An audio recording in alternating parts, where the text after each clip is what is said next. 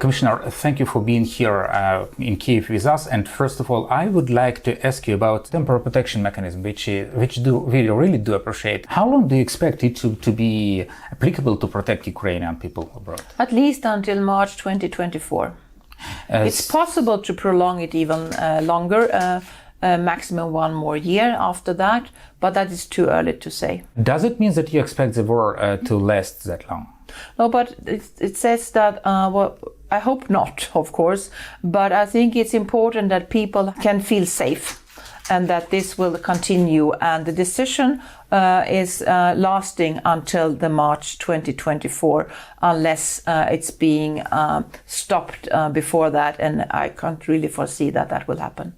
Also, another problem that I can foresee is that we would need to return those people who left Ukraine back home.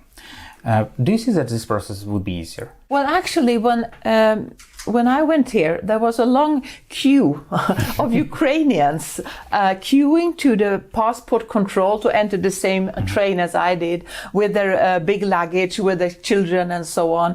And I guess that some of them are going back for a short period, but I also guess that some of them are going back for a longer period. Hope to stay maybe permanently, but nobody knows what is permanent when you are at war, of course.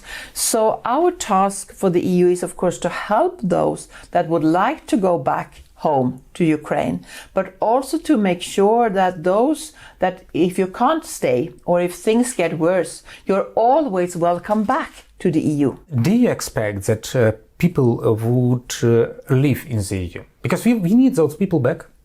That's our core. That is, yeah, but it's an individual decision. People can make their own decision. We will not force anybody to leave the EU, but I guess that one portion of those benefiting from the temporary protection, around 4 million today, will like to go back. But I would be surprised if there will be a majority right now. And even after the war? After the war, I think many people would like to go back, but we are still areas in Ukraine are not safe. So I think that's a decision for individual decision, and people make different decisions. Do you expect that the Commission should prepare some kind of proposal, some kind of mechanism that would engage those people to return after the war? Yes, but that is a bit too early to raise that issue. I hope that the war will end soon, but we are not there yet. Have you heard of stories that those Ukrainians who have returned back later had problems returning to the EU? Because the documents that are provided by some member states under our temporary protection mechanism appear to be not sufficient for them.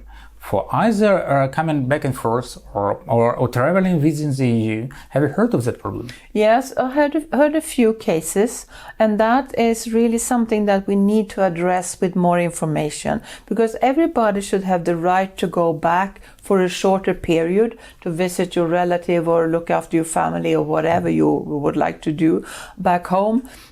If you would like to go back home permanently or for a long period, then you should deregister for the temporary protection. But you're always welcome to re-register again. We will always stay open to welcome Ukrainians that have to flee from Ukraine into the European Union. School children problem. Now we will have September soon. And do you expect that Ukrainian children would be obliged to go to the school in a place where they reside?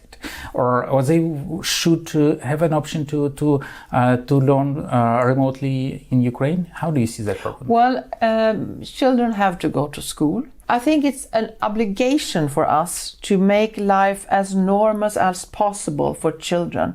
And going to schooling is really they need to meet their classmates, they need to play, they need to be in an environment, and they need to learn. And this is also an investment for the future.